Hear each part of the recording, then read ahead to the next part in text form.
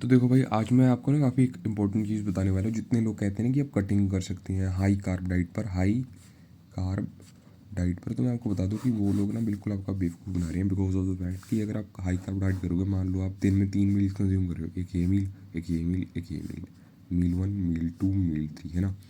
तो भाई होगा क्या कि भाई जो हमारे बॉडी में, अगर हमारी बॉडी में कार्बोहाइड्रेट जाते हैं तो वो इंसुलिन को स्पाइक करते हैं, है ना।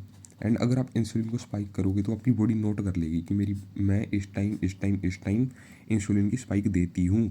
तो आपकी बॉडी क्या करेगी उस टाइम पर, आपकी बॉडी उस टाइम पर huge amount of ghrelin consume करेगी। मान लो आपने पहला मील कर लिया कंज्यूम, दूसरा मील भी कंज्यूम कर लिया, एंड आपने सोचा कि मैं ना तीसरा मील कंज्यूम करने से छोड़ देता हूँ आज, ठीक है।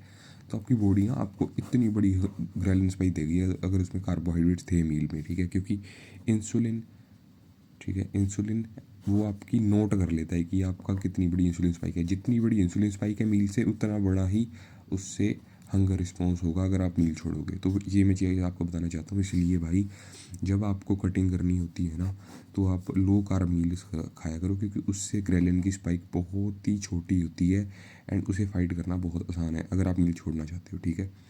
एंड हमेशा ना जब आप कीटो डाइट करते हो तो कोशिश किया करो कि मील्स कम से कम कंज्यूम करनी है, क्योंकि उसमें अगर आप छोड़ोगे भी ना मील्स को, तो आपको ग्रेलिन स्पाइक बहुत ही छोटी मिलेगी, क्योंकि उसमें इंसुलिन बहुत कम रिलीज़ हो रहा है मील में।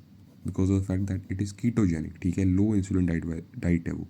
तो इसलिए उसमें इंसुलिन बहुत कम रिलीज़ हो रहा है। अगर इंसुलिन बहुत कम रिलीज़ हो रहा है तो इसका मतलब है उससे फैट लॉस ज़्यादा होगा एंड ग्रेलिन स्पाइक उतनी नहीं होगी। आपकी सेटाइटी, ठीक है, that would be high, your peptide YY